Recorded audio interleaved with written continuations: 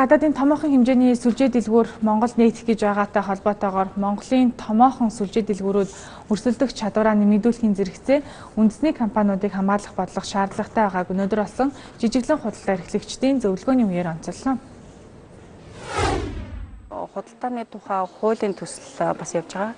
Хуулийн төсөлд үндэсний сүлжээ бол дэмжиж гэсэн ийм утга агуулгатай юм явж байгаа. Тэгэхээр манай үндэсний сүлжээ сүлжээ дэлгүүр эрхлэгч нар бас өрсөлдөх чадвараа бас сайжруулах хэрэгтэй болов гэсэн бас ийм бодолтой байна. Замун логистикийн нэгдсэн системтэй болж үйлдвэрлэгчид худалдаа эрхлэгчдийн хооронд үүсэх түгээлтийн процессыг хөнгөвчлөх, зарлыг бууруулах зайлшгүй шаардлага тулгарч байгааг зөвлөгөөний үеэр онцолсон байна. Тухайлбал жижиг дэлгүүрт бараа нийлүүлэгч, үйлдвэрлэгч тус бүр тусдаа бараа татан авч хадгалж, тээвэрлэж, түгээж байгаа нь барааны үн өсгөх гол шалтгаан болдоо гэж үзсэн байна.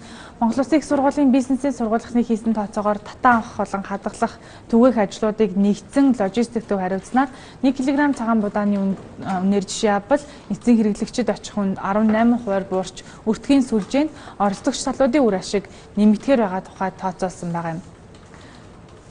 За мөн Монголын худалдаа аж үйлдвэрийн танхимын зүгээс эдийн засгийн ил тод байдлын тухай хууль 12 дугаар сарын